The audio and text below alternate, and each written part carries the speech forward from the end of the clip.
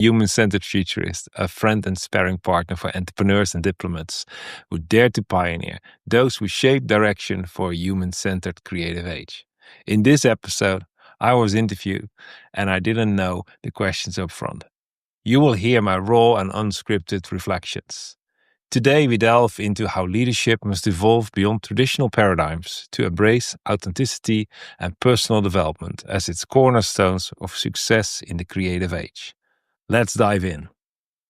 What is broken in how we run our businesses today? That's a provoking question. I believe that the way we run our businesses is aligned with how we have learned and run our businesses successfully in the last 50 years. That time period, those 50 years, we recall as the management age. We've just crossed over into the creative age. And the creative age is so much more centered around being human. So we talk about identity, leadership, purpose, alignment, fulfillment. And those things were not on the radar. They had not the highest priority in the management age. So running our businesses in the near future, the way we have learned it the last 50 years, business school, all the best practices, that will lead to broken businesses. We have to reinvent our leadership. The last 50 years was management. And leadership was put aside as a style, a skill set.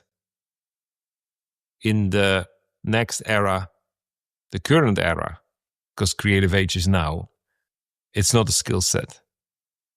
It comes from the inside out. It's about authenticity. It's about who are you becoming? What effect will you have based on your blueprint, your design, how you were created to be. That puts a strong emphasis on personal development. It's no longer optional. It's no longer low priority. It's the main thing. It's the power tool of any leader to be authentically themselves, to find out who they are becoming, how to unfold their future identity, how to find language to articulate what they sense that is ahead of them. That is actually, if we compare it in two words, the predictable will be replaced by the unpredictable. The predictable process will be replaced by the unpredictable human being unfolding, exploring, and finding out who they are and what effect it will have on those people around them. Success is not just a metric based on the comparison with input with output, doing more with less. Success will be way more human, we need to redefine it. Actually, I cannot answer that question right now. We have just crossed over to the creative age. Most of us around us still has to cross over. So we as leaders have this invitation, this challenge to redefine what leadership looks like, redefine what success looks like. And one thing we know is that it has to do with finding out who you become. So every time we come back, what is identity? Who are you? With who are you running? For who are you delivering your value? How can we capture with that new metric for success that people flourish, that people give their best to others by being a blessing and being rewarded for being themselves? That is a total new mindset. That's a new paradigm. And it is crucial to redefine, not just on paper or in reports, what success looks like, but also for ourselves. Our whole way of self-reflecting, which is the unessential step of personal development, and it will stay a really important step.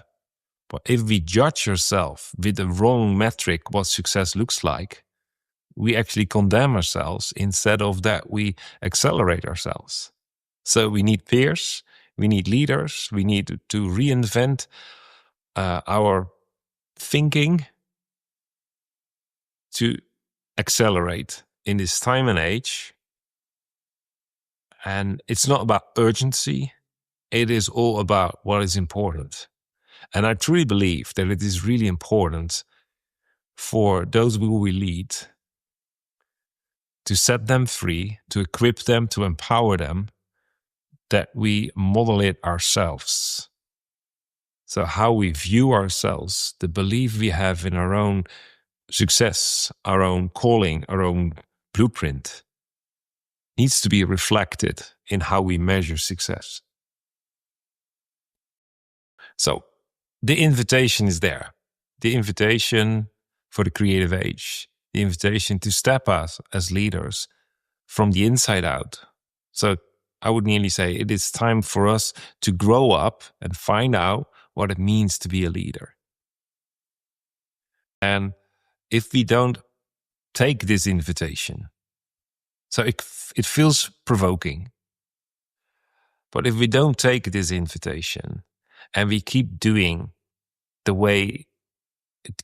business and running our business and managing people the way we did in the last 50 years, everything will be replaced by technology. Everything will be replaced by AI. We tend to say that AI is the new kid on the block, but it isn't. AI is the possibility, which is really fast, to process data in a predictable way when we micromanage it. So the micromanagement that we don't like, no longer want from leaders to people, that skill set is still relevant. So we need that to manage AI. At the same time, if we keep doing it on people will walk away. The creative age is here. We have been talking about all these aspects of it for the last 15 years. So we can't ignore it. So people will walk away. Your business will be replaced. Your people will be replaced by technology. If you have the time to replace them, your people will go to a place where they can flourish. So that's not just a job description element anymore. It's the central element of the society we are entering. And a business is a subset, is a reflection of society. So the old way is ending. We are transitioning. Leaders step up and shape it. So as a leader, and I believe everyone is a leader, we just have to develop our authentic leadership side. It's not skill set in the way we can just do a training and apply the skills. No, it's that inside out journey of who we are and how we reflect that, express that through our creativity for others to benefit. So leadership will be expressed in how we inspire people who see us doing it ourselves. And if we are not doing it ourselves and we keep managing the people, they will walk away to someone who inspires them. Because that inspiration is the healthy fuel they need to be intrinsically motivated and give their best, unfold and flourish. The biggest business myth that I believe we really need to dismantle is that business is not personal. We can't get away any longer with a behavior where we don't take responsibility for the well-being of the other person. In the creative age, where identity is expressed, discovered, unfolded, where purpose and alignment are essential parts of well-being, where leadership needs to inspire others so that intrinsically motivated, they can step into who they are becoming. Business is personal. And from a leadership development perspective, home, society, and business are converging to who you are becoming, and what effect you have on others. So this lousy excuse for behavior is not only immature, it's damaging, slowing us down as leaders ourselves while hurting other people. So I would not just say it's a myth. I think it is unwanted behavior that really has to stop.